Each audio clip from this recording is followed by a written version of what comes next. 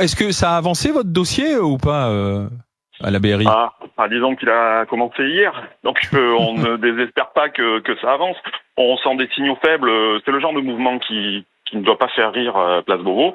Et pour avoir rencontré Monsieur le ministre de l'Intérieur la semaine dernière, je pense qu'il sera attentif, comme je viens de l'entendre, à cette revendication plus que légitime. Ouais. Mais vous dites il y sera sensible. C'est vraiment une seule prime de 400 € que vous réclamez, c'est ça? Enfin, une prime de 400 €. Elle serait mensuelle, on est d'accord? Elle serait mensuelle. Et pourquoi serait-elle que de 400 €? Pourquoi pas 500 €? J'ai entendu quelques petites imprécisions. Je vais essayer de faire un petit éclairage plus technique tout à l'heure. La BRI du Bataclan, c'est la BRI de la préfecture de police. C'est l'effet miroir avec le RAID. Ce sont des effectifs des forces d'intervention de la police nationale. Depuis très longtemps, ils sont primés à hauteur de 650 €. Voilà. Les BRI PJ que je représente là et qui étaient hier dans la rue, j'étais avec eux à Nanterre, eux ne perçoivent rien du tout. Mais rien. Et ils sont même moins bien payés que certains de leurs collègues.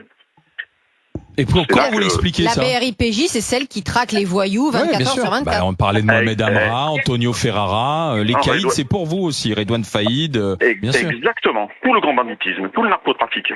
On en entend souvent parler, même sur vos antennes. Pourquoi? Vous l'avez bien dit tout à l'heure, la phrase qu'on entend souvent, c'est un métier passion.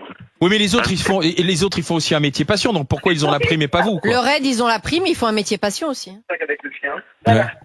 Eh bien tout simplement parce que si ça marche comme ça, pourquoi voudriez-vous qu'on donne des sous? J'ai cru l'entendre, hein. Je vous le dis tout de suite, dans mes différentes audiences, j'ai cru l'entendre. Oh, ça tourne, ça marche. Ils sont pleins de bonne volonté. Parfois, c'est du bénévolat. On ne reconnaît pas leurs astreintes. J'ai bien entendu, et c'est bien ce que je disais hier devant la DNPJ, hein. Combien de galas de danse sacrifiés, de tournois de judo, d'anniversaires. J'ai eu des histoires hier qu'on m'a racontées. Ça vous ferait mal au ventre. Il faut maintenant reconnaître leur implication sur ce haut du spectre. C'est la sécurité des Français, hein, on va pas se leurrer. Hein. Aujourd'hui, on entend parler des prisons. Je veux pas croire un instant qu'on va pas les solliciter pour aller sur ce dossier-là. En revanche, je voulais juste faire quelque chose parce que je l'ai lu effectivement sur un tract d'un syndicat concurrent. Mais non, on fait pas du 9-18. Ces collègues-là, si on leur dit venez travailler demain matin à 6h pour casser une porte, interpeller un dangereux criminel, ces gars-là seront là. Mais en respectant le droit du travail, qui est piétiné depuis de trop nombreuses années par notre institution pour ces unités-là. Ok, merci M. Bastière. Vous ferez 9h-18h avec l'équipe de permanence et les nécessités du service, ça d'accord. Mais s'il n'y a pas nécessité à vous rappeler, vous ferez du 9h-18h. Vous avez tout compris. Tout compris en laissant les véhicules de service ce soir pour être moins réactif parce que je suis pas d'astreinte. Eh bien, je reste chez moi, je vais profiter. Je vais pouvoir aller au restaurant en famille.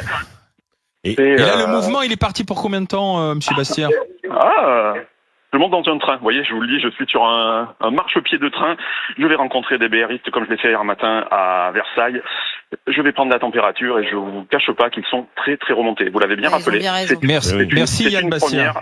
Et elle va continuer. Merci à vous. Merci de syndicat de police.